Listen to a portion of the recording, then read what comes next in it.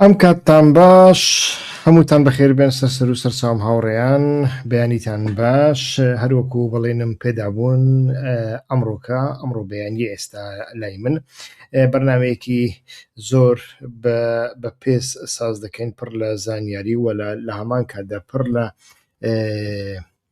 شڕۆڤە و ئانالیز و تەحلیلی باش کە وەڵامی کۆمەڵێک پرسیارمان دەداتەوە. نازانم بە بەرنمەیەک ئەتوانم لە ژێرباری ئەو پرسیارە قورسانە دەربچم یان نا، بەڵام ئەگەر دەرنەچوین و نەگەشتینە ئەنجام ئەوە هەوڵەدەم ئەمڕۆ ئێوارە بەرنمەیەکی تر ساز بکەم. بەخێربێن سەر و سەرچاوم سەرەتا ئەو هاوڕێیانەی لەسەر خەتن تکایە شتێکم بۆ بنووسن بزان دەنگ و ڕەنگ هەموو شتێک باشە یان نا تاوەکو دەست پێ بکەین. لەو بەرنمەیەدا باس لەوە دەکەین کە چۆن تورکیا دەتوانێت ویانیش هەوڵەدا لە ڕێگەی ناتۆوە لە ڕێگەی ئەمریکاوە کە ڕۆڵێکی زۆر نوێ و تازەی قازانج کردووە، ڕۆڵێکی زۆر گەورە بە تورکیا دەرێت. تورکیا چۆن دەتوانێت کوردی هەر چوار بەشی کوردستان لە ڕاستیدا چەک بکە، بێچەکیان بکە، چەکەکانیان لە دەستدا بنێ و بیان سپێرێتە ناوەندەکان، واتە پایتەختەکان. تورکیا ئێستاکە ئەمە دەکا و لە لایەکی دیکە لە چەند ڕۆژی ئایندەدا لە تورکیادا کۆبوونەوەیەکی گرنگی استراتیژیک دەکرێت. لەو کۆبوونەوەی گرنگەدا ناتۆ سەر لە نوێ دیزاین دەکرێتەوە، واتە ڤەرسیۆنی سێمی ناتۆ ساز دەکرێت. ئەمەیان زۆر گرنگە. خۆی لە خۆیدا ناتۆ ساڵی 1949 ساز دەبی، ئەوە ڤەرسیۆنی یەکەمە. زیاتر ناتۆ لە بەرامبەر ستالین، لە بەرامبەر یەکێتی سۆڤێت، لە بەرامبەر کۆمونیزم ساز دەبێ و ئەو کاتە ستالین توانیویەتی لە جەنگی جیهانی دووەمیندا زیاتر ئەڵمانیا بڕوخێنێت، چونکە ستالین بوو یەکەمین جار دەکەوێتە ناو هانۆفەر و بەرلین و ئەمانە. و ئەگەر رووسیا نەبوایە زۆربەی لایەنەکان لەو قەنەعەتەدان کە جەنگی جیهانی بەو شێوەیە کۆتایی پێ نەدەهات، هیتلەر نەدەڕووخە و ستالین لەو بینەدا هەم دەبێتە دیکتاتۆرێکی زۆر گەورە و هەم لە سەردەمی ستالیندا سۆڤێت لە ڕووی چەک و پیشەسازی و سوپاوە ڕۆلی پێشەنگ دەبینێ و ئەو کاتە جیهان دابەش دەبێت بەسەر بەرەی سۆسیالیزم و بەرەی سەرمایەداریدا. هەر لە بۆ هەندێک بەرەی سەرمایەداری هەڵدەستێ بە سازکردنی ناتۆ. دوای ئەوەش سۆڤێت بلوکی وارشۆ ساز دەکات. بەڵام لە ساڵی 1980 کە یەکێتی سۆڤێت یعنی 89 زیاد دەتوان بڵێ یەکێتی سۆڤێت هەڵوەشایەوە، ناتۆ گۆڕانکاری بەسەرداهات، هەندێک دیزاینی کرد. ئەوە ئێستاکە ڤەرسیۆنی دووەمە، باس لە ڤەرسیۆنی دووەم دەکەین. ئەویش ئەوە بوو کە ناتۆ پێشتر لە سەردەمی سۆسیالیزمی بنیات نراودا لە هەر وڵاتێکدا، بە تایبەتیش لە وڵاتانێک کە دراوسەی سنووری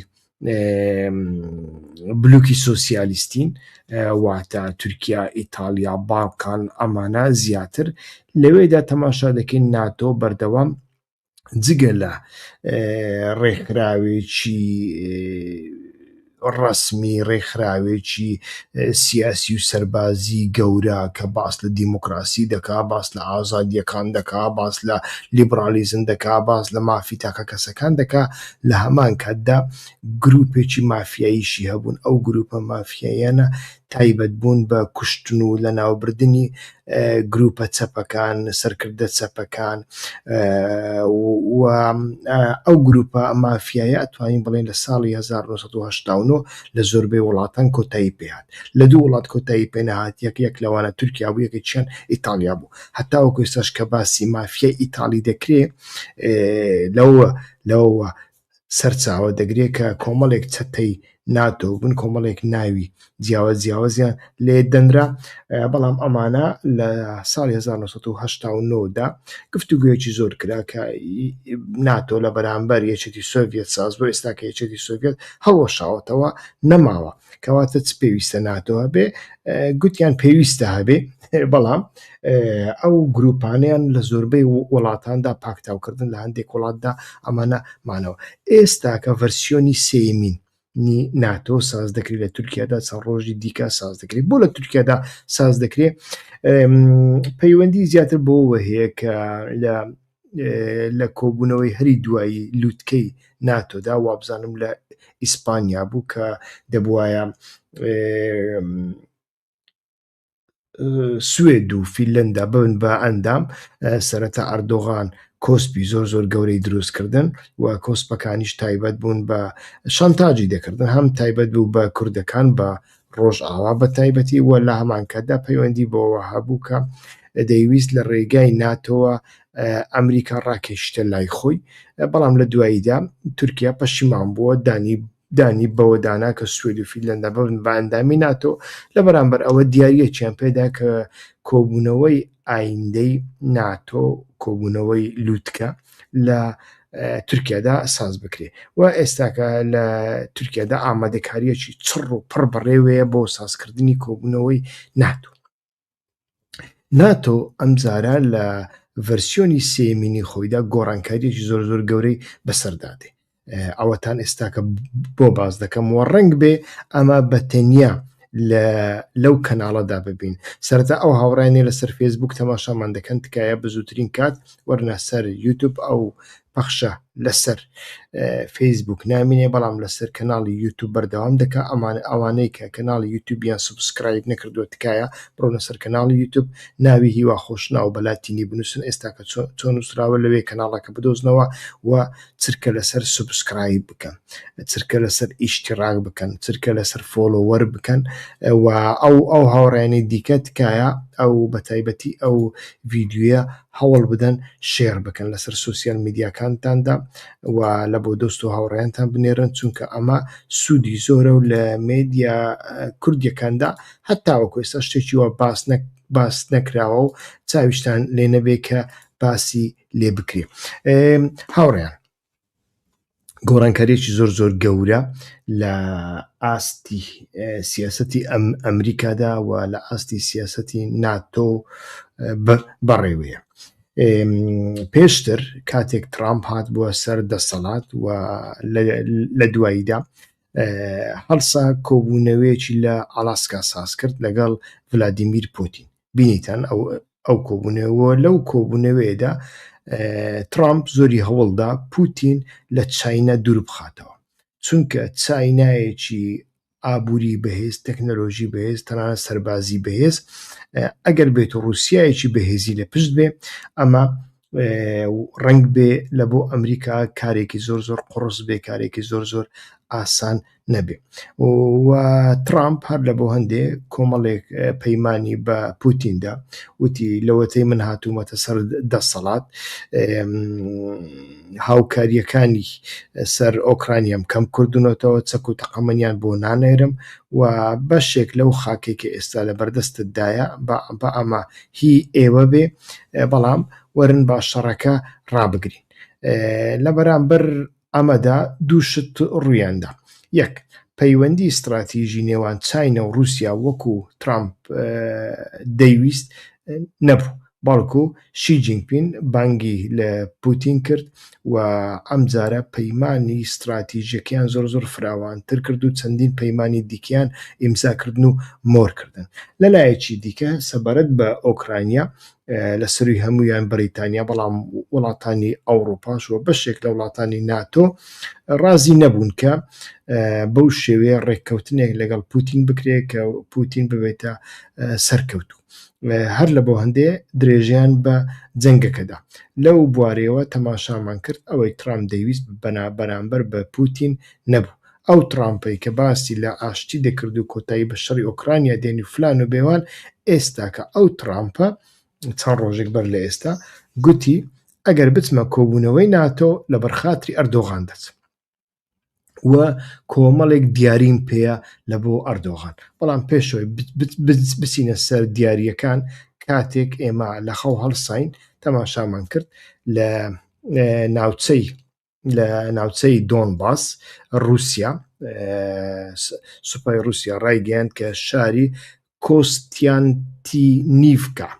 کۆستیانتینیڤکای بە تەواوەتی گرت کە پێنجەمین شاری گەورەی دۆنباسە شارێکی استراتیژیکە و ئەمە نیشانمان ئەدا کە رووسیا سەرباری ئەوەی ئۆکرانیا لە پشتەوە لە ڕێگەی درۆنەکاندا دەتوانێت رووسیا مەژغول بکە، رووسیا ماندوو بکە و هەندێک زەبری ئابووریشی لێ ئەدا.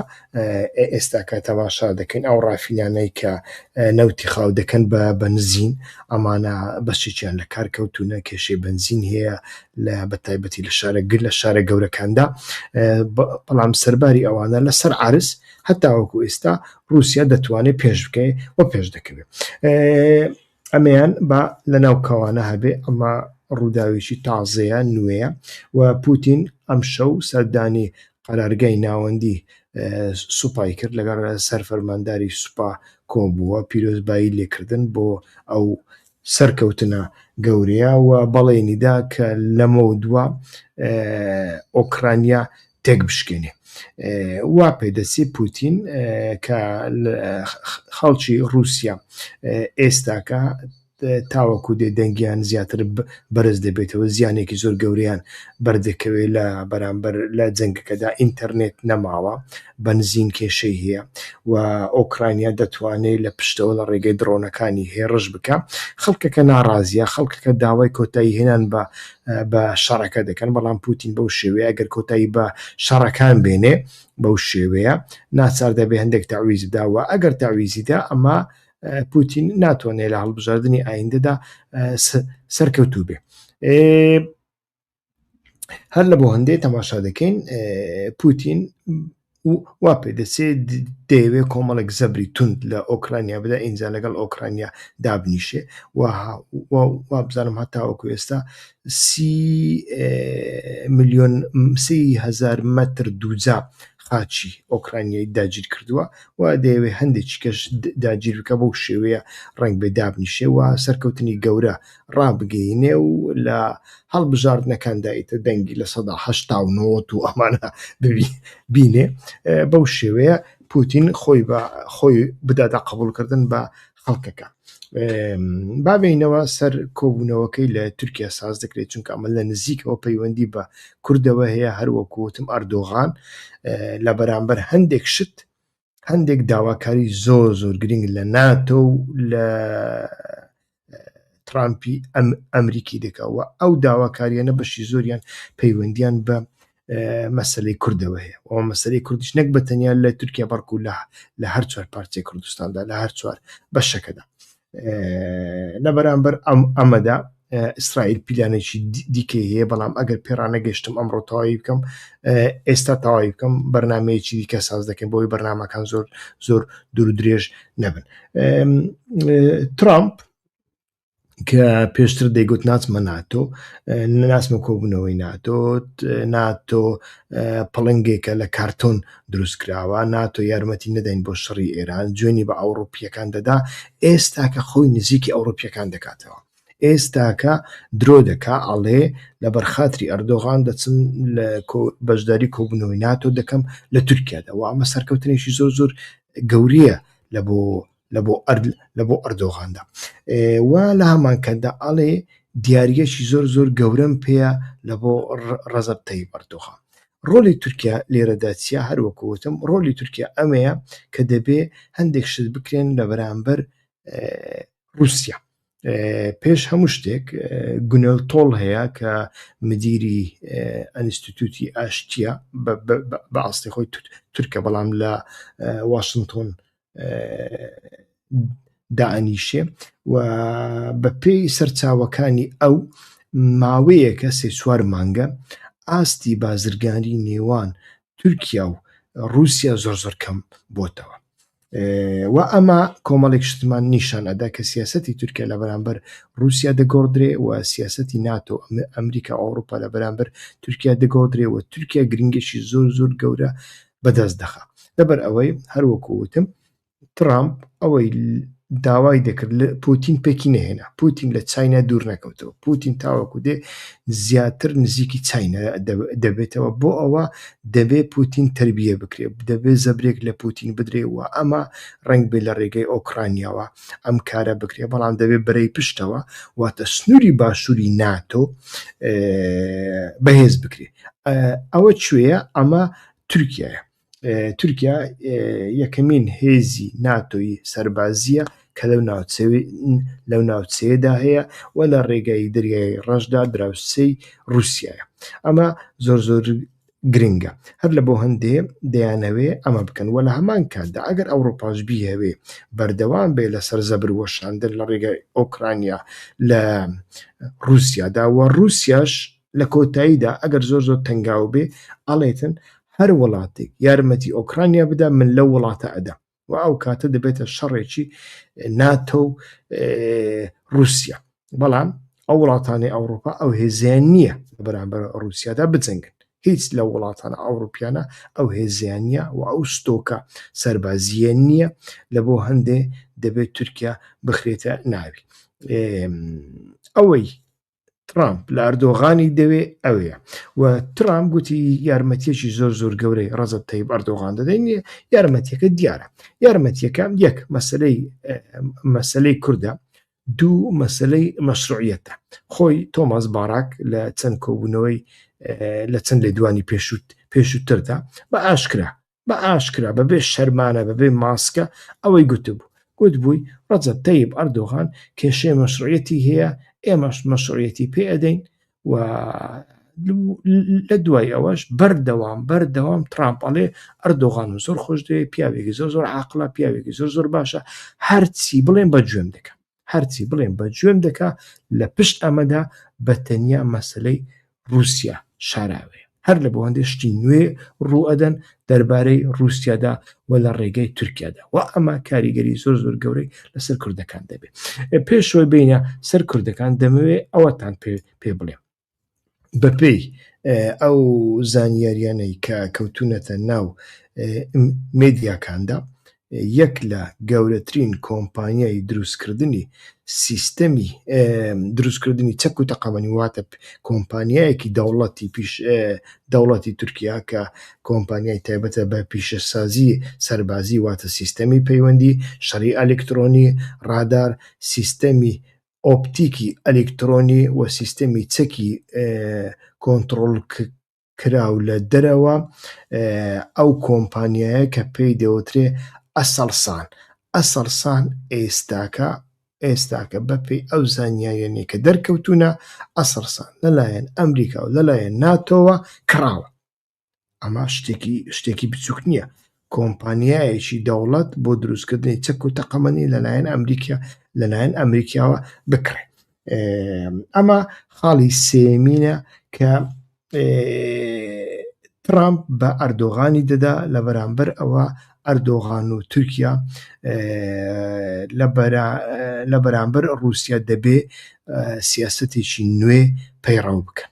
و خاڵی یەکەمین گوتمان کوردە، خاڵی دووەمین گوتمان مەشروعیەتی ئەردۆغانە، واتە دەسەڵاتی ئەردۆغانە، و خاڵی سێمینیش ئەو کۆمپانیایی پیشەسازی چەک بوو کە ئەمریکیەکان کڕیتیان. ئەردۆغان پێویستی بە پارەیە، لەکوێ پارە هەبوو ئەردۆغان لەوەیە، ئەوەی تر بۆ ئەردۆغان کێشە نییە، خۆی لە خۆیدا کڕینی کۆمپانیایەکی پیشەسازی سەربازی سەر بە دەوڵەت لەلایەن دەوڵەتێکی دیکە شتێکی مەترسیدارە لە بۆ ئەو دەوڵەتە، بەڵام ئەردۆغان گوێ بۆ شتان نادا، لە بۆ ئەردۆغان پارە بڕژێتە ناو قاسەکەی و لە هەڵبژاردنێکی دیکە دا سەر بکەوێ، بتوانێت ئۆپۆزیسیۆنەکەی تەنبێ بکە و کەس قسە نەکا، کەس لە دەرەوە باسی نەکە، هەروەکو ئێستا دەبین کەس باسی ناکە، هەر ڕۆژ لە جادا شەق دەوەشێنێ، کەس باسی ناکە، ئەوڕۆپا دەنگی لێوە نایە، ئەمریکا دەنگی لێوە نایە، ئەوەی دەوێ ئەردۆغان. بەڵام خاڵی یەکەمین کوردە، و خاڵی یەکەمین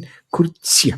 ئەمەتان دەمەوێ لە بۆ باس بکەم، و ئەمە بابەتێکی زۆر گرنگە، زۆر گرنگە، هەر لە بۆ هەندێش لە پەراوێزی ئەوە کە ڕەنگ بێ ئەم شەو باسی بکەم، ئەمڕۆ ئێوارە باسی بکەم، ئەویش مەسەلەی دەستپێکردنی شەڕ بە تایبەتی لە دژی ئێراندا. ئەو شەڕ بۆ دەستی پێکرد. ئەمە زۆر زۆر گرنگە. پێشتر ئەمریکیەکان پایگە و بارەگاکانی سەربازانی ئێرانیان لە سنووری ڕۆژهەڵاتی کوردستانی ئێران بەردەوام بۆمبەباران دەکرد، یەک پێشمەرگە نەچوە ژوورەوە. ئێستا کە ئەو پێشمەرگانە بۆ دەستنە ژوورەوە. ئەمە بەڕاستی زیکی پرسیارە بۆ شەڕ دەکات، بە تایبەتی پەژاک و حیزبی دیموکرات. بەڵام ئەمە ڕەنگ بێ لە ئێوارەدا باسی بکەم.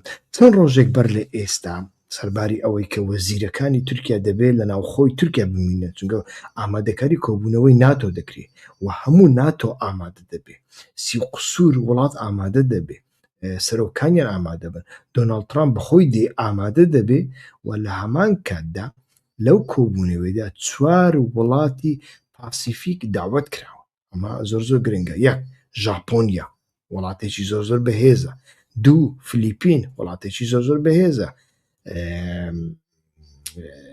پاشان کۆریای باشوور داوەت کراوە و وا بزانم نیوزیلەنداش داوەت کراوە. ئەو 4 وڵاتانی کە ئەندامی ناتۆنی ئەمانەش داوەت کراون و دەبێ وەزیرەکانی تورکیا و سەرۆکی میت بەردەوام لەناو تورکیا بن، ئامادەکاری کۆبوونەوە بکەن، چاودێری بکەن. لە هەمان کاتدا ئەوە کۆبوونەوەیەکی زۆر زۆر گرنگ و مێژوویە، کارێکی زۆری دەوێت. بەڵام تەماشا دەکەین ئیبراهیم کاڵن لەو ماوەیەدا سەرەتا چوە سووریا، پاشان هاتە عێراق و لە عێراقدا لەگەڵ حکوومەتی عێراق کۆبووە، پاشان چوو بە تایبەت لەگەڵ بارزانیەکان و تاڵەبانیەکان کۆبووە. بافل تاڵەبانی لە دوانێکیدا بە ئاشکرا گوتی ئەمە پەیوەندی بە پرۆسەی لەناو کەوانە دەڵێم ئاشتیەوە هەبووە. ئەمە بابەتێکی زۆر زۆر گرنگە و تەماشامان کرد دوێنێ ئێوارە، یعنی ئەو شەوەی چوو مێدیاکانی تورکیا، دوایانیش دوێنێ مێدیاکانی تورکیا ڕایانگەیان کە پەکێکە چیای گاڕەی چۆڵ کردووە و نازانێت تاوەکو ئێستا تەیدێک لەلایەن پەکە نهاتووە کە ئەو چیایی چۆڵ کردووە. بەڵام ئێمە دەزانین کە پەکێ پێشتر مەتینان، چیای زاب، کوڕێژار و گردی بەهار کە ئەو ناوانە بەخۆیان لیان ناون، ئەمانیان هەمووی چۆڵکردن و سوپای تورکیا هاتە ئەو شوێنە. ئێستا ئەگەر گاڕەشیان چۆڵ کردی بێ هیچ شتێکی پەکەکە نەما لە بادیناندا، هیچ شتێک نەما و سەربازانی تورکیا بێگومان دێنە ناوەڕاستی بادینان ئەمجارە. لە هەمان کاتدا ئیبراهیم کاڵن کە سەردانی سووریا و عێراقی کرد، لە نزیکەوە بێگومان پەیوەندی بە مەسەلەی پەکێکەوە هەیە. لە سووریاشەوە پەیوەندی بە پەکێکەوە هەیە، چونکە هەتاوەکو ئێستاش بەشێکی زۆر لە کادرانی پەکێکە لە سووریا ماوە، بەشێکی زۆر ماوەنە هەتاوەکو ئێستا کە خەڵکی بەشەکانی دیکەی کوردستان مەبەستم خۆی لە خۆیدا لەوانەیە ئێوە بڵێن هەموو یەپەگە کادری پەکەکەن، بەڵێ ڕاستە لە ناو هێزەکانی سووریای دیموکراتیکیشدا کادرانی پەکەکە هەن مەزلوم دۆخوا بەخۆ کادری پەکەکی خۆ شتێکی شاراوە نییە. بەڵام خەڵکی بەشەکانی دیکەی کوردستان هێشتا لەناو سووریا زۆریان ماوە و ئەمە پەیوەندی بە چەند بابەتێکیان، بەشێکیان کاری دیکە نییە بیان دەنێ، بەشێکیان کاری گەورە دەکەن لەوێ مدیری بەرپرسیاری تەلەڤیزیۆنە، بەرپرسیاری ڕۆژنامە، بەرپرسیاری فلان و بێوانە، بەرپرسیاری مالیە، بەرپرسیاری لۆجستیکە و لە هەمان کاتدا بەشێکی زۆریش کەم ئەندام و خەڵکانی بەساڵات چووەن و ئەو بەساڵات چوانە دەیان هەوێت جارێ لەوێ بمینێن. پاشان دەگەڕێمەوە سەرەوە لە سووریاشدا لە نێوان ئەحمەد شەرع و هێزەکانی سووریای دیموکراتیکدا هەندێک شتی سیر ڕوو ئەدەن. بەڵام ئیبراهیم کاڵن سەردانی سووریای کرد لە بۆ ئەوە بوو باشە بۆ سەردانی عێراقی کرد. سەردانەکە عێراقیشی بە هەماشەوە پەیوەندی بەو پرۆسەیە هەیە کە پێی دەوترێت پرۆسەی چارەسەری کێشەی کورد و یانیش پرۆسەی ئاشتی، هەر کەسێک بەخۆ ناوێک لێ دەنێ، بەڵام دەوڵەتی تورکیا دەڵێ پرۆسەی بێتیرۆرکردنی تورکیا و هەتاوەکو ئێستاش لە چوارچێوەی تیرۆر و لە چوارچێوەی ئاسایش تەماشای بابەتەکە دەکەن، نەکوونەوەکو لە چوارچێوەی چارەسەرکردنی کێشەی کورد تەماشای بابەتەکە دەکەن.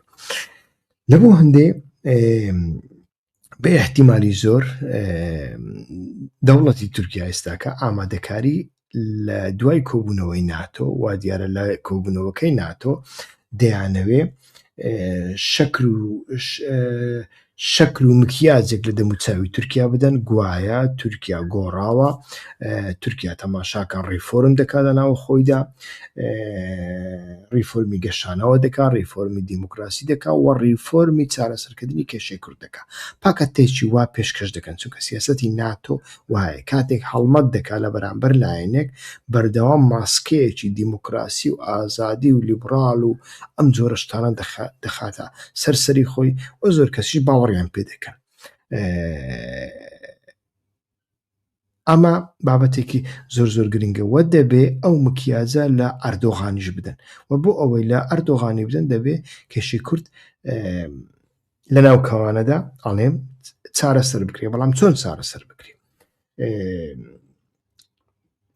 بۆ ئەوەی ئەو کێشەیە چارەسەر بکرێت سەرەتا تورکیا ئامادەیە هەندێک هەنگاو بنێ، ئەو جەرەنیش ئامادەیە هەندێک هەنگاو بنێ و پەکەکە لەمە زیاتر کارتێکی دیکەی زۆر بەدەستەوە نییە، بە تایبەتی لە ڕوانگەی ئۆزەلانەوە کە هیچ زەڕەیەک باوەڕی بە شەڕی چەکداری نەماوە و بەڕای شخصی من زەڕەیەکیش باوەڕی بە پەکەکە نەماوە کە پەکەکە بتوانێت لەمە دووە سیاست بکە، شتێک بخڵقێنێ، گەورە ببێ، قەڵەمبازێک ئەنجام بدە، لە لای ئۆزەلاندا ئەو باوەڕێ بۆتە سفر، ئەوە چەند ساڵە سفرە نەوەکو ئێستاە. هەر لە بۆ هەندێک ئێستاکە دەیەوێت زۆر بێویژدانانە پاکتایی بکات لە نایی ببە، چونکە دەزانێت هیچی لێشین نابێ و ئەمە دەبێتە کێشە لە بەرامبەر بزوتنەوەی ئۆزەلانی با بڵێن لە بەرامبەر کورددا. لە بۆ هەندێ ئۆزەلانیش ڕێگایەکی دیکەی نییە و پەکە کەش ڕێگایەکی دیکەی نییە. هەندێک بیرکردنەوە هەنە کە ئەمانە دوایی باز دەکەم، هەندێک بیرۆکەی دیکە هەنە ئەمانە باز دەکەم و ئەمە پەیوەندی بەو هەڵمەتانەی پەژاکەوە هەیە کە ئێستا دەیکاتن لە ڕۆژئاوادا، بەڵام بەگشتی بزوتنەوەکە و وها بیر دەکاتەوە، دەوڵەتیش وها بیر دەکاتەوە کە شتێک بکە. بەڵام لەو شتەدا بە تایبەتی حکوومەتی تورکیا، حکوومەتی ڕەجەب تەیب ئەردۆغان کە هەڵبژاردنیشی لە پێشە ئەویش دەبێ هەڵبژاردن بکە و لە بەرامبەر ئەوەدا ئۆپۆزیسیۆن لە تورکیادا زۆر زۆر بەهێزە، یەکێک دەخەنە ژوورەوە 50 کەسی دیکە پەیدا دەبن و تەماشا دەکەین بەڕاستی خەڵک لە تورکیا خەریکی جۆرە ڕاپەڕینێکە. مەسەلەن گەنجێک هەیە بە ناوی دەنیس گۆکهام بوو وابزانم، گەنجێکە لە سوسیال میدیا دەرکەوتووە وابزانم تەمەنی هەر 25 ساڵێکە، بەڵام گەنجێکی چەندی بڵێ زیرەکە، وا پێ دەچێت تورکێکی عەلەوی بێ، چەندی بڵێ زیرەکە و لەسەر سوسیال میدیادا بەردەوام بە شێوەیەکی تەنزەئامێ شت دەنووسی و بەرنامە ساز دەکات و تەنزەکان لە تەنزەکانیدا ڕحم بە کەس ناکە، ڕحم بە عەلەویەکانیش ناکە، ڕحم بەو کەسانش ناکە کە خۆشی دەوێن، ڕەخنەیان لێ ئەگری و تەنزیان لێ ئەدا. بەڵام لە هەمان کاتدا زۆر ڕوبەڕووی ئەردۆغانیش دەبێتەوە و پێش ئێستا چەند ڕۆژێک پێش ئێستا کە لە دەرەوە بوو بە سەردان چوو بۆ ئەڵمانیا شتیوە، دادگا داوای کرد ئەگەر بێت و لە ئەڵمانیا داوای پەنابەری کردبە بە 2 دقە ڕەنگ بە ئیقامەی وەرگرتبە و ئاڵێن بنەماڵەکەشی دەوڵەمەندن لە ئەڵمانیاش کە سوکاری زۆر دەوڵەمەندیان هەیە کێشەیەکی ژیانی نەدەوە، بەڵام بە قست بە قاچی خۆی گەڕایەوە تورکیا و چۆ بەردەم دادگا و بە پێکەنینەوە گوتی بە قاچی خۆم هاتوومەتە ئێرە. پۆلیسیش بەس لە بۆ کامێراکان کەلەپسەیەکی لە دەستی کرده بوو، بەڵام دوایی لە ڤیدیۆکاندا بینیمان کە کەلەپسەکەیان بە پێچەوانە لە دەستی کردووە، یعنی بەتەنیا ڕووکەشانە بووە لە بۆ کامێرادا. یعنی کەسانی وا ئێستا پەیدا بوون. مەسەڵەن کەسێکی کە ئەمڕۆکە بینی لە زانکۆیەکدا کاتێک مامۆستاکان دیپلۆم بەسەر ئەوانە دابەش دەکەن کە زانکۆیان تەواو کردو، کەسێک خوێندکارێک فەلسەفەی تەواو کردووە، مامۆستایەکەی دەیەوێت دیپلۆمی پێ بدە، ئەڵێ کاوەڕە ڕستمێکم لەگەڵ بگرە، ئەویش ئەڵێ من ڕستم لەگەڵ تۆ ناگرم. ئەزانی بۆ ڕسمی لەگەڵ ناگرێ چونکە ئەو کەسە لەلایەن ئەردۆغانەوە تاعین کراوە. ئێستا کە لە زانکۆدا لە بەشی فەلسەفا ئەوان ئیمام خەتیب تاعین دەکەن. ئەخر ئیمام خەتیب چ کاری بە فەلسەفەدا هەیە؟ خوێندکار نایەوێت مێژووی خۆی پیس بکە. خوێندکارێکی 18 ساڵی قبولی نەکرد کە مامۆستا ڕسمی لەگەڵ بکری. مامۆستاش گوتی دیپلۆمەت پێ نادەم، پێت دەدەم پێت نادەم، کردی قیر و هاوەرە کردی بە ناچاری پێیاندا. بەڵام لە دواییدا زانکۆ ویانیش دادگای ئەردۆغان، دادگای نادادگایی بڕیارێکی دەرخست کە ئەو کەسە بۆی نییە لە ماوەی 5 ساڵدا لە هیچ دام و دەستگایەکی دەوڵەتدا کار بکە. بزانە بەڵام ئەو گەنجە ئامادەیە ژیانی خۆی، دیپلۆمی خۆی، هەموو شتی خۆی فیدا بکە. یعنی لە تورکیادا خەریکە لە بەرامبەر ڕژێمی ئەردۆغاندا بەڕاستی خەڵکانێک دێن ئەڵێن کاکە ئەتۆ بە سندوقی دەنگدان ناتوانێت ئەردۆغان بکۆڕی، دەبێت ئەتۆ بێجادە، دەبێت و تێکۆشان بکەیت، دەبێت تۆ هەندێک شت بخەیە قوربانی. سلاحەدین ئاسا دەبێت و هەندێک شت بخەیە قوربانی، دەبێت و قوربانی بدەیت. جا ئەوە زیندانە، کوشتنە، لێدانە، هەرچێکە لە کار دەرکردنە. لە بۆ هەندێک تەماشا دەکەین ئەمانە ئێستاکە لە تورکیا ڕوئەدەن و لە بۆ ئەردۆغان زۆر زەحمەتە. ئەردۆغان پێویستی بەوەیە کە بتوانێ خەڵکەکەی ڕازی بکە لە بۆ هەڵبژاردنێکدا و بەلای کەمێ بیهێوێ خەڵکە فاشیست و نەژاد پەرستەکە ڕازی بکە و بۆ ئەوەی ڕازی بکە لە مەسلەی پرۆسەی چارەسەریدا نایهەوێ هەنگاوێک بنێ کە هەموو ئەندامانی پەکەکە و سەرکردایەتیەکەی بەپێی یاسا بێنەوە ناو تورکیا. یاسایەک دەرەخا، ئەمە 100% لە دوای کۆبوونەوەی ناتۆ و یانیش پێش کۆبوونەوەی ناتۆ یاسایەک لە پەرلەمانی تورکیا دەردەچێ بۆ ئەوەی گەریلاکان چەکەکانیان دابنێن و بچنەوە ناو تورکیا. بەڵام دەستنەوە تورکیا دەست نەچوێ، کەس نازانێ چ دەکەن، کەس نازانێ. ئەمانە هیچ شتێک دیار نییە، بەڵام پاکەتێکی وا دەرەخەن چونکە ناتۆ پێویستی بوێە لە بەرامبەر رووسیا بۆەوەی بڵێن تەماشاکە ئێمە دیموکراتین، ئێمە ڕیفۆرم دەکەین، ئێمە کێشەی کوردیشمان چارەسەر کرد. بەڵام لە هەمان کەندا کێشەی کورد لە بۆ ئەوش چارەسەر دەکەن کە رووسیا دەستی بۆ نەخاتە ناوێ، دەستێکی بۆ نەخاتە ناوێ. لەوە دەترسن کە رووسیا دەست نەخاتە ناو کێشەی کورد لە بەرامبەر تورکیا بەکاری نهێنێ. لەوەش دەترسن هەر لە بۆ هەندێ دەیانەوێ مەسەلەکە بە شێوەیەک لە شێوەکان چارەسەر بکەن. بەڵام ئەگەر بێت و جەمیل بایەق سبەینی موراد قەڕێران بچێتەوە و خەڵک چەپڕەی بۆ لێ بدە لە نەورۆزی دیار بەکردە قسە بکە، ئەمە لە بۆ ئەردۆغان شتێکی زۆر قورسە. ئەمە قبول ناکە. هەر لە بۆ هەندێ وا پێ دەچێت لە پاکێتەکەدا ئۆجەلانیش ناچار بکەن، هەتاوەکو ئێستا وا دیارە ئۆجەلان قبول ناکە. بەڵام 40 ڕۆژە نەیان هێشتۆ کەس ئۆجەلان ببینێت 40 ڕۆژە. ئەوە گوایە مفاوزیتیان، یعنی ئۆجەلان کەسێکە کە لەسەر ناوی کورد لەسەر مێزەکە دانیشتووە وانە، بەڵام 40 ڕۆژە کەسی نەبینی. وا دیارە پەیوەندی بۆ هەیە چونکە ئۆجەلانیش دەیەوێت هەموو سەرکردایەتی پەکە هەموو ئەندامانیان بەبێ جیاوازی بگەڕێنەوە تورکیا. تورکیاش دەیەوێت ئەو سەرە گەورانە وا دیارە لە باشوور بهێڵێتەوە. هەر لە بۆ هەندێک چوە لەگەڵ بارزانی و لەگەڵ تاڵەبانیەکان کۆبووتەوە. مەسەلەکە پەیوەندی بۆەوە هەیە زیاتر. لە بۆ هەندێ ئێستاکە تەماشا دەکەین شتێکی وا لە ئارادایە و ئەمە لە میانەی کۆبوونەوەی ناتۆدا ئەنجام دەدرێت. من ئەمە چەند دقی ئەمە 33 دقەیە قسە دەکەم. وا دیارە هەر ڤیددیویەک 35 دقی تێپەڕان خەڵکێکی زۆر بەداخەوە خەڵک وایە لە سەردەمی سوسیال میدیادا خەڵک تەمبەڵ دەبێ، تااقەتی گوێگرتنی نامینێ.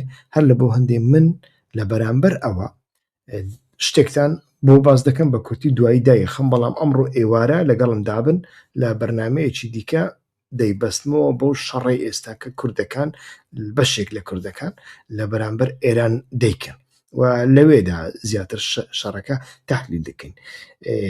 لە بەرامبەر ئەو هەموو شتانە، لە بەرامبەر ئەو گرنگیە نوێی ئەردۆغان و یانیش لە بەرامبەر ئەو قڕوجیتیەی ئەردۆغان کە لە بۆ ناتۆی دەیکە،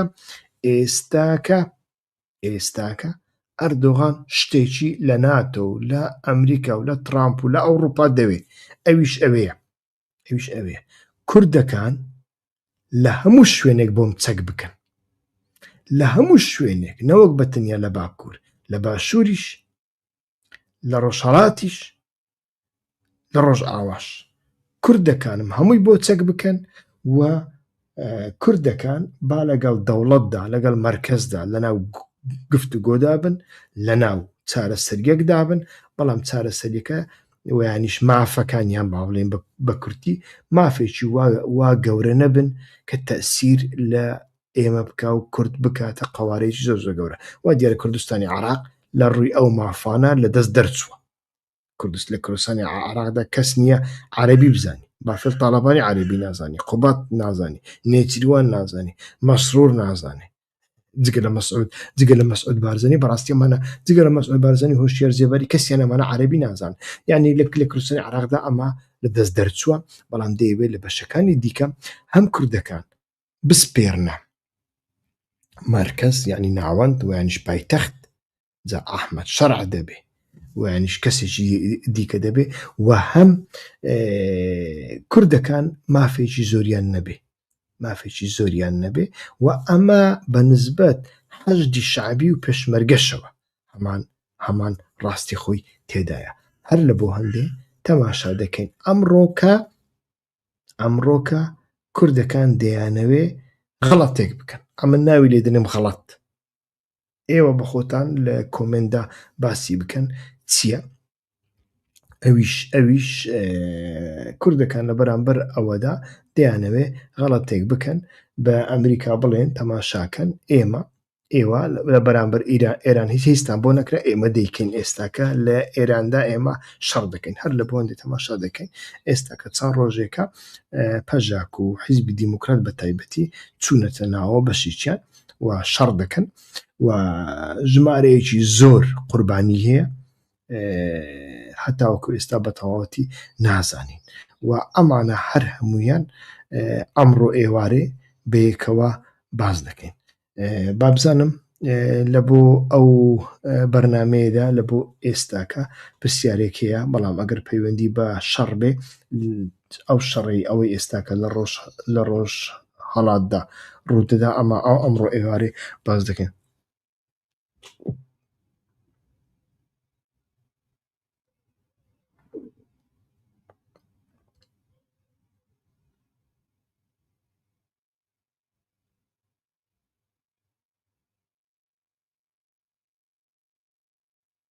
بەڵێ کاک خۆشناو پرسیارێکت کردووە، پرسیارەکە بەجێدایە. ئەو جەنان قەناعەتێکی وای هەیە ئەگەر من لە زیندان بێمە درەوە و ئەگەر کوردەکانی یەکگرتووە بن ڕێکخراو بن، ئەو یەکگرتووە بە معنای سازان و کۆنگرەی نەتەویشتی وا تێمەگەن، بە معنای ڕێکخراو بن. ئەگەر کوردەکان ڕێکخراو بن، ڕێکخراوی خۆیان بپارێزن، پارچە پارچە نەبن، هەرکەس نسیتەوە ماڵەوە، هەرکەس بێ هیوانە بێ، ئەمن دەتوانم لە کۆتاییدا لە ناو ناوەندەکاندا تێکۆشانێکی دیموکراسی دوور درێژ بەرپا بکەم. ئەوە خەیاڵی ئەو جەنانە، تۆ لەگەڵی دانی ئەمە دەبێ نابێ، ئەمە بابەتێکی دیکەیە، بەڵام خەیاڵەکەی ئەو جەنان ئەوەیە و جگەلەوە کارتێکی دیکەی لەبەردەستدا نییە. خۆی لە خۆیدا مەسەلەی دیموکراسی، مەسەلەی چارەسەرکردنی کێشەی کورد لەگەڵ مەرکەزەکاندا کوردەکان لە دواوە ماون. ڕەنگ بێ کورد بڵێ ئێوە بڵێن زەمین نەبووە، زەمین دروست دەکرێت، زەمین ئێستاش نییە، زەمین دروست دەکرێت. ئەوەی ئێستاکە دەکرێت زیاتر لە کاتێکدا دەکرێت کە لە بەردەم دەرگای رووسیادا ئەگەری شەڕێکی زۆر زۆر گەورە هەیە، شەڕی ئەوروپا و ناتۆ ئەگەر بە ناڕاستەوە خۆش بێ لە ڕێگەی تورکیا و لە ڕێگەی ئۆکرانیا لەگەڵ رووسیا هەیە. ئەمە یەک لە بۆ هەندێک دەبێت کوردەکان گفتوگویەکی دەرگای گفتوگویەکی وە بخرێتەوە، چونکە رووسیا ئەو پۆتانسیێلی هەیە کە کوردەکان بەکاربێنێ. هەتاوەکو ئێستاش بارەگای ڕەسمی نوێنەرایەتی ڕەسمی پەکەکە لە مۆسکۆ هەیە. لەو ڕۆژانەدا ڤیدیۆیەکم بینی وەزیری دەرەوەی تورکیا، وەزیری دەرەوەی ئێستای تورکیا کە پێشینەیەکی ئیستیخباراتی هەیە سەردانی مۆسکۆی کرد، بەڵام پوتین لە بەرامبەر خۆی دانا. ئەوە لە کاتێکدا پوتین سەرۆکی دەوڵەتە، حەکان فیدانیش وەزیری دەرەوێ، بەڵام پوتین لە بەرامبەر خۆی دانا. ئەمە بابەتێکی زۆر زۆر گرنگە، چونکە هەردووچیان پاشخانێکی ئیستیخباراتیان هەیە، واتە بە برادەرایەتی ئیستیخباراتیانە بە یەکتری دەڵێن ڕێ تەماشاکە ئەی هاکان فیدا ئەمن ئازانم ناتۆ و ترامپ لە ڕێگای کۆبوونەوەی ناتۆ لە تورکیادا دەیانەوێت چی بکەن لە بەرامبەر من، ئەمنیش مەسەلەی کورد بەکاردێنن. یەک لە مەسەلەکان مەسەلەی کوردە. رووسیا بابەتی دیکەی هەیە، رووسیا تۆریست نانێرێ، رووسیا غاز نانێرێ لە بۆ تورکیا، کۆمەڵێک کارتی لەدەستدایە، بەڵام ڕووسەکان وان زۆر بە گەرمی کاردانەوە نیشان نادەن. مەسەڵەن تەماشاکە پێشتر لە ساڵی 2015 بووانە تورکیا فڕۆکەیەکی رووسی خستە خوارەوە، هەرچەندە فڕۆکە رووسیەکەش فڕۆکێکی زۆر زۆر کۆم بوو، فڕۆکەیەکی F-16 تورکی خستی خوارەوە. پوتین زۆر کاردانەوەی نیشان نەدا، بەڵام دوایی ساڵێک پوتین هەڵسا لە ژێرناوی داعش، لە ژێرناوی شەڕی تیرۆر، لە ژێرناوی شەڕی جەبهەت النوسرە لە سووریا بە 1 دقە 60 سەربازی تورکیای کوشت. 60 بووە، ئەوانەڵێن 35 60 کەسی کوشت بە 1 دقە. پوتین بە ئەردۆغان بە پەلەپەل خۆی کۆ کردەوە، دوای 12 سەعات بڕیاریدا بچێ چایی بە پوتین بکەوێت. پوتین 6 دقە لە بەرامبەر لە بەردەرگا ڕایگرت. یعنی ڕووسەکان بەو شێوەیە کاردانەوە نیشان دەدەن. ئەوە بابەتێکە بەو شێوەیە، یعنی مەسەلەی کورد مەسەلەیەکە ئێستا کە زەمینینە دەبێت ئەو زەمینە دروست بکەیت لە ئێران، لە سووریایە، لە عێراق هەر هەبووە ئەو زەمینە، لە سووریا لە سەردەمی بەشار ئەسەد هەبوو، لە سووریا لە سەردەمی بەشار ئەسەددا پێش ڕزگارکردنی ڕەقا ئەوە زۆر زۆر بەهێز بوو. ئەو کاتە رووسیا بەهێز بوو، ئێران بەهێز بوو، حیزبوڵڵا بەهێز بوو، سووریاش بەهێز بوو. و ئەو کاتە رووسیا و سووریا ئامادە بوون بە مەرجێک هێزەکانی سووریای دیموکراتیک لەگەڵ ئەمریکا ئیتفاق نەکەن، ئەوان بەیەکەوە ڕەقا ڕزگار بکەن و ئۆتۆنۆمی بدەن بە کوردەکان، و کوردەکان شەریک بن لە دەسەڵاتی سووریادا. بەڵام کوردەکان ئەمیان قبوڵ نەکرد. ئەوە زانیاریە، ئەوە قسەی خۆیانە، کە بەمیان گوتووە و لە 4 سەرچاوم بیستووە. لەو 4 سەرچاوانە سەیانیان لە دیدارەکاندا ئامادە بوونە، یەکێکیان بڕیار بەدەست بووە، دوانیان تەرجومان بووینە و ئاڵێن ڕووسەکان هاتن ئەو کۆبوونەوەیان لەگەڵ ئێمە کرد، کۆمەڵێک مەلەفیان هێنا، حتا کاغەزێکیان ئیمزا کرد، گوتیان ئەو کاغەزە ئیمسا دەکەین، ئەوە مسۆدەیەکی دەستوری نوێی سووریا دەبێ لە بۆ کوردەکان، لە بۆ چارەسەرکردنی کێشەی کورد، بە مەرجێک ئێوە لەگەڵ رووسیا ئیتفاق مەکەن، ئێمە دەتان پارێزین، ئێمە ڕێگا نادەین تورکیا هیچتان لە بەرامبەردا بکە. بەڵام کە بڕیارەکە کە پێشنیارەکەیان تاوت توێ کرد، پێیان باشتر بوو لە بۆ خاتری نەوتی ڕەقا، لە بۆ خاتری سەکەکانی ئەمریکا، لە بۆ خاتری پارەی ئەمریکا، و لە بۆ خاتری ئەوەی لە هەمووی گرنگتر گوایە ئەوان بیرکردنەوەکیان ئەگە شەڕی داعش بکەن لەگەڵ ئەمریکادا، پەکەکە لە لیستی تیرۆر دەردەچێ و ئەو کاتە پەکەکە ئەتوانێ خۆی فەڕز بکە بەسەر تورکیادا. بەڵام ئەمانە هەر هەمووی غەڵات دەرچوون، هەر هەمووی پێچەوانە دەرچوون، چوون لەگەڵ ئەمریکا ئیتفاقیان کرد، شەڕی ڕەقیان دەست پێ کرد. بەڵام ئەمجارە رووسیا چوو لەگەڵ تورکیا ئیتفاقی کرد، ئەفرینی پێدا، S-400 پێدا، و ئەمریکاش پشتگیری لە کوردەکان نەکرد. ئەم جۆرە شتانە هەمووی هەنا، یعنی کۆمەڵێک دەرفەت هەبوونە ئێمە لە دەستمانداوە. لە ئێرانیشدا ئەو دەرفەتە مرۆڤ ئەتوانێت ئێستا دروستکە، بەڵام تەماشا دەکەین لەلایەک کە ئەردۆغان داوا دەکات کوردەکان چەک بکەین، کوردەکان دەچن لەگەڵ ئێران شەڕ دەکەن. ئەمە بۆ دەیکەن لە بەرنامەی ئەمڕۆ ئێوارەدا، یان بەخۆم یان لەگەڵ میوانەکانمدا باس لەوە دەکەم. بەڵێ کاک خۆشناو هەر پرسیارێکی دیکەتان هەبێ تکایە بنووسن. ئەمڕۆ ئێوارە زیاتر قسەی لەسەر دەکەین و باسی لێوە دەکەین و سوپاستان دەکەم ئەگەر ئەو ڤیدیۆیە کە لە هیچ مێدیایەکی کوردی بەتایبەتی بەشە سۆرانیەکەیدا باس ناکرێت، هەر ئاگاشیان لێ نییە، تحلیلی وا ناکرێن، تکایە شێری بکەن، گرنگی پێ بدەن لە بۆ دۆست و هاوڕێیانتان بنێرن و ئەوانەی نەبوونەتە ئابوونە تکایە مەبەستم ئابوونەی پارە نییە، یعنی فۆلۆوەر، سوبسکرایبە، ئیشتراکە، تکایە کەناڵی یوتیوبی هیوا خۆشناو ئیشتراک بکەن بۆی ئەو کەناڵە گەورەتر ببێ و بەردەوام لەسەر زەنگوڵی ئاگادارکەرەوە چرکەیەک بکەن. کاتێکی خۆش، هەر بژین.